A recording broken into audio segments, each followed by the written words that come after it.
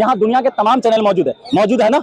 आप ये बताइए, देश के लिए ये सच्चे और सही साबित होगा या गलत साबित होगा? आप ये बताइए, इससे देश की अस्मिता ऊंचा होगा कि नीचा होगा? एक देश को नेतृत्व करने वाली बेटी अगर सड़क पे रात्रि गुजार रही है, इससे शर्मिंदगी की बात देश के लिए हो क्या सकता है? देश की सच्चाई सच छुपने नहीं देंगे।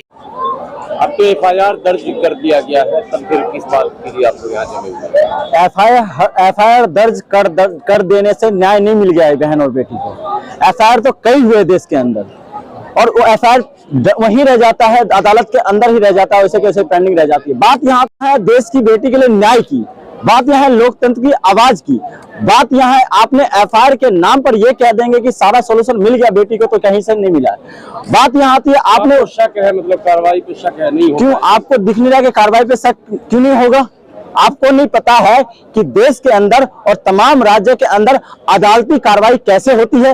आपको नहीं पता है कि आपको पिछली बार नहीं हुआ था 3 महीने पहले बहन और बेटी को किस तरह से विश्वास में लेकर उनके साथ विश्वासघात किया गया था, फिर वही करने के चक्कर में लगे। इस बार देश की बेटी और बहन और तमाम जो लोग हैं वो समझदार हो गए और इनकी बातों में आने वाले नहीं है। एफआईआर आपने किया है तो उस पर तुरंत के तुरंत एक्शन होना चाहिए। आपने एफआईआर पॉस्को एक्ट में किया है तो उसकी कार्रवाई तुरंत होना चाहिए। मैं बात करता हूं, आप बृजभूषण सिंह को तलब क्यों नहीं किया है अदालत के अंदर? मैं सवाल कर रहा हूं कि धरना प्रदर्शन करने की जरूरत क्यों पड़ गई यहाँ पे? आप अगर इतना ही न्यायिक पक्ष की बात कर रहे हैं, आप इतना ही लोकतंत्र की बात कर रहे हैं और संविधान की बात कर रहे हैं, तो पहले आप कहां चले गए थे? आप यही बताइए, ये वही देश है ना जहां एक सांसद ने एक बयान दर्ज करवाया था भारत जोड़ो यात्रा के अंदर, तो उसके यहाँ पुलिस चले जाती है बिना तर्क के। लेकिन इसीलिए आप लोग समर्थन में आए। देखिए, समर्थन में देश के लिए आए हैं, देश की अस्मिता के लिए आए, राष्ट्र के लिए आए, बहन बेटी की नहीं है, मतलब वो गुस्सा तो नहीं उतार रहे हैं? नहीं, कांग्रेस सर सुनिए, इसमें राजनीतिक तंत्र बिल्कुल भी नहीं दे सकते सर। इसमें राजनीतिक तंत्र देने का मतलब नहीं है। आप ये बताएं, जिस बहन बेटी ने देश की अस्मिता और देश का गौरव बढ़ाने के लिए तिरंगा लेकर गए थे, तो वो किसी राज्य और किसी पक्ष के लिए नहीं लेकर गए थे। आप ये बताइए, वही प्रधानमंत्री मोदी जी है ना, जब वहां से मेडल जीत कर आते हैं तो उनके साथ फोटो खिंचवाते हैं और चुनाव के अंदर उसकी वोट की राजनीति करते हैं। तो आप कैसी बात कर रहे हैं? कांग्रेस का क्या गुस्सा है? यहाँ आपने देखा नहीं, अभी थोड़ी देर पहले आम आदमी पार्टी के मुखिया और दिल्ली प्रदेश के मुखिया आए हुए थे। आपको नहीं पता सत्यपाल मलिक साहब आए थे, यहाँ पे पप्पू यादव आए थे, यहाँ पे हुड्डा साहब आए थे, यहाँ पे तमाम राजनीतिक पार्टी आए हैं और कल चंद्रशेखर जी आने वाले हैं सुनने में जो आया। तो आप ये बताइए, इसको राजनीतिक मंच एक विचारधारा के नहीं दे सकते। बात यहाँ है देश के लोकतंत्र को कैसे जीवित की जाए। जिस देश में नारी की पूजा की जाती है, जिस देश में नारी सशक्तिकरण की बात की जाती है, क्या वास्तव में नारी सशक्त हुई है या नहीं हुई है? आप ये बताइए, जब देश के मेडलिस्ट खिलाड़ी के साथ ऐसा अनहोनी हो सकता है तो सवालिया निशान इस सरकार से बनता है। सरकार से पूछा, आपको दर्द है और जो मेडलिस्ट यहाँ बैठी है उनकी बहन कह रही है कि नहीं, मतलब आप जो है उठ जाइए। देखिए, देश में 2 तरह के विचारधारा के बिल्कुल बबीता फोगाट की बात कर रहे हैं, मुझे भली बात ही पता है। देश में 2 तरह के विचारधाराओं के लोग होते हैं, वो चाहे परिवार में हो, चाहे समाज में हो, चाहे देश के अंदर कहीं उसमें नौकरशाह में हो, चाहे प्रशासन में हो, शासन में हो। बात यहाँ आती है बबीता फोगाट का, उनका निजी द्वेष हो सकता है पार्टी विचारधारा को लेकर, लेकिन बात देश की अस्मिता को लेकर आना है तो बबीता फोगाट को भी यहाँ आना चाहिए था। वो अपनी सांसदी, अपनी नेता बरकरार करने के लिए अपनी बहन को भी अगर सपोर्ट नहीं कर रही है तो उनसे बड़ा गद्दार नहीं हो सकता कोई भी। बात यहाँ आपने सवालिया निशान उठाया कि तमाम खिलाड़ी, आज मैं बात कर रहा हूँ उन तमाम खिलाड़ियों को भी आना चाहिए। आना इसलिए नहीं चाहिए कि आज उषा भी सरकार के साथ खड़ी दिख रही है। पीटी उषा को पता नहीं कि क्या उनका संबंध है भारतीय जनता पार्टी के साथ। आप ये बताइए, जब वो पीटी उषा अपने समाज के साथ नहीं खड़ी हो सकती है तो इस बहन और बेटी के साथ कैसे खड़ी हो सकती है? सवाल पूछना चाहिए भारतीय जनता पार्टी को खुश करने के लिए, नेताओं को खुश करने के लिए। आप खिलाड़ी का नाम बताइए जो राष्ट्रीय खिलाड़ी और समर्थन में उसने कम से कम ट्वीट किया। नीरज चोपड़ा साहब, आपको नहीं पता?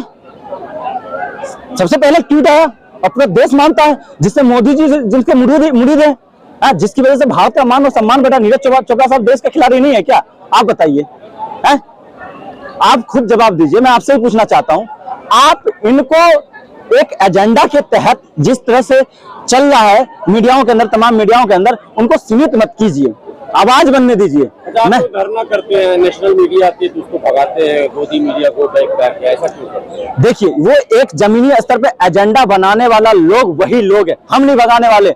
हम कहते हैं आप विचारधारा की बात कीजिए, हम कहते हैं आप लोगों की बात कीजिए, आप लोगों की आवाज बनिए। आज देश की जनता भी यही मांग कर, आप ये बताइए, जिनको आपने कह दिया गोदी मीडिया क्यों कहा जाता, आपको नहीं पता? कल एजेंडा देख रहा हूँ, मुख्तार अंसारी, अतीक अहमद चल रहा है। बात होना चाहिए वहां पे बहन बेटी के साथ उत्तर प्रदेश के अंदर, उस पर बात होना चाहिए। बात होना चाहिए आपने माफिया को माफिया से बात करना, लेकिन वहां धार्मिक उन्माद। अच्छा, आप ये बताइए, वो मीडिया को किसने अधिकार भगाते हैं? मैं मुद्दे नहीं, न्यायालय को न्याय देने के लिए, बिल्कुल मैं कह रहा हूँ, मीडिया को किसने अधिकार दिया आरोपी को अपराधी घोषित करने का? कौन अपराधी है, कौन अपराधी नहीं है, आप बताइए। लेकिन तमाम मीडिया चला रही है, तो उनको गोदी में कहा जाता है, क्या कहा जाएगा? आप बताइए, मीडिया को किसने अधिकार दिया कि लोगों को दोषी और ना दोषी होने के, कहा किसके साथ जाना है, किसके साथ नहीं जाना, कौन से मुद्दा पे सवाल उठाना, कौन से मुद्दा पे सवाल नहीं उठाना, किसने अधिकार दिया? आप लोगों के लिए हक की बात है, व्यक्ति की बात है ना।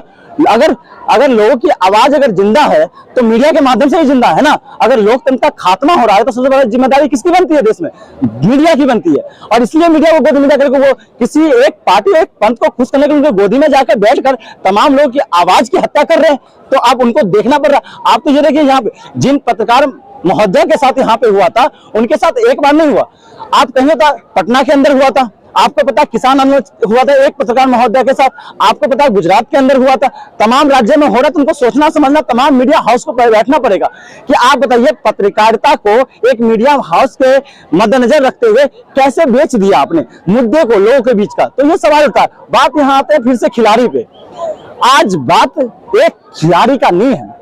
अगर आप समझ सकते हैं अंतर्राष्ट्रीय स्तर के खिलाड़ी, मेडलिस्ट खिलाड़ी के साथ शोषण हो सकता है, तो ग्रामीण क्षेत्र में रहने वाली बहन बेटी के साथ शोषण हो रहा होगा, उस पर कौन सुनवाई कर रहा है, उन पर कोई कार्रवाई कर रहा है? बात उस पर होना चाहिए। बात आप बताइए, जिनको आज सुप्रीम कोर्ट की लगातार टिप्पणी के बाद क्या लग रहा है आपको, उम्मीद जगी है आपको? देखिए, सुप्रीम कोर्ट ने जिस तरह से बीच बीच में अपनी उम्मीदें जताया लोगों के बीच में, अगर वो बरकरार रखते हैं तो लोग उन पर भरोसा करेगा। और सुप्रीम कोर्ट का दर्द इसलिए मैं समझ सकता हूं कि कहीं ना इस सरकार ने सुप्रीम कोर्ट को कहीं ना कहीं समय समय पर चैलेंज किया है, जिसका दर्द अब झलकने लग गया है। क्योंकि अब न्यायालय को भी डर लगने लग गया कि मेरी न्यायिक संगत खतरे में आ जाएगी लोकतंत्र के साथ साथ, तो वो लोग खुल के आ रहे हैं। लेकिन बात यह ना चाहिए, हाँ, निजात जल्दी होना चाहिए। निजात मतलब कहने का मतलब है, जिस तरह से जो बहन बेटी आइडियल मानती है इन बहन बेटियों को, अगर उनके अंदर संकोच आ जाएगा, अगर उनकी हिम्मत घट गई तो देश की हिम्मत घट जाएगी। और जैसे ही देश की हिम्मत घटी तो समझ लीजिए देश की अस्मिता और देश की राज खतरे में आ जाए। आप ये बताइए, यहाँ दुनिया के तमाम चैनल मौजूद है ना। आप ये बताइए, देश के लिए ये सच्चे और सही साबित होगा या गलत साबित होगा? आप ये बताइए, इससे देश की अस्मिता ऊंचा होगा कि नीचा होगा? एक देश को नेतृत्व करने वाली बेटी अगर सड़क पे रात्रि गुजार रही है, इससे शर्मिंदगी बात देश के लिए हो क्या सकता है?